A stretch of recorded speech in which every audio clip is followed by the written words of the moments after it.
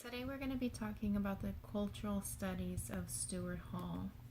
First, let's start off getting to know a little bit about Stuart Hall. He was born in Kingston, Jamaica on February 3rd, 1932, and passed away 82 years later in 2014. Hall was a professor of sociology at the Open University in the United Kingdom and one of the founders of the Birmingham School of Cultural Studies. In Hall's studies of the culture, he was more concerned with whose information was being presented, not necessarily what the information being presented was. We learn as we study this theory that the ideology or the mental frameworks discussed classes and social groups that are deployed in order to make sense of the way society works. So in a given culture, they have a given ideology. In most cultures, they'll practice a democratic pluralism, which is a myth that society is held together by common norms such as equal opportunity, respect for diversity, one person, one vote, individual rights, and rule of law. And then, of course, we have hegemony, which is the subtle way of society's haves over its have-nots. So what Hall was pretty much trying to say was that within the culture, you have what you understand, and you'll learn this through the mass media. What you learn depends on what they decide to show you, and that's given based on the culture. Hall says that the media function to maintain the dominance of the powerful and to exploit the poor and the powerless.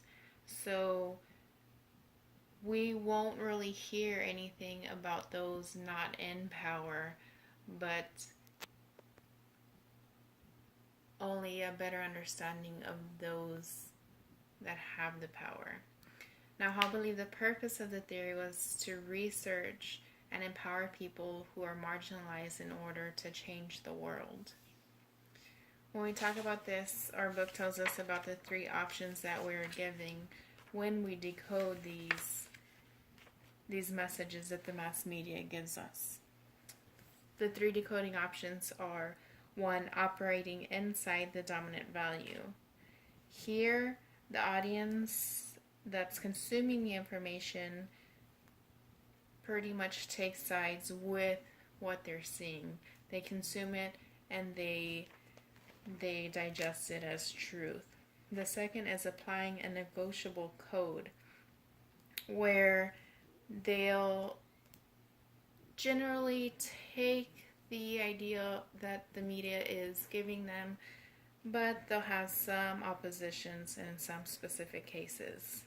And then lastly, we have substituting an oppositional code, where the audience sees through the bias of the media presentation and sort of creates their own effort to find their own truth, even if it's demythologizing the news. Now, when we look and we're checking for a graphical representation, I found this one and I thought that it would best represent Hall's cultural theory. Here we see the sender, which in this case would be the mass media. And not only does it have the noise, but you also have to take into consideration the physical context, the education, the gender, the ethics, the role in society, saying the powerful or the not powerful, and what messages are going to get across to the receiver, and how they will decode them or interpret them, which you can see here also has a great impact on the cultural context that you're in. So given that, Hall pretty much said that we need to pay more attention to whose information we're getting, what the media's agenda is, and how to, I suppose you can say, have a more conscious understanding of what you actually think that it interprets.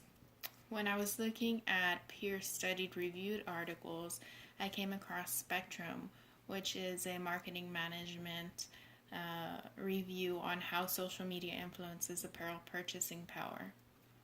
Here, they talk about women in Germany and how society is able to use social media to get them to purchase based on what they give them, what media outlets they're going to be looking at, what messages they're going to be viewing, and it's showed support that the purchases were in congruence with the social media being supplied.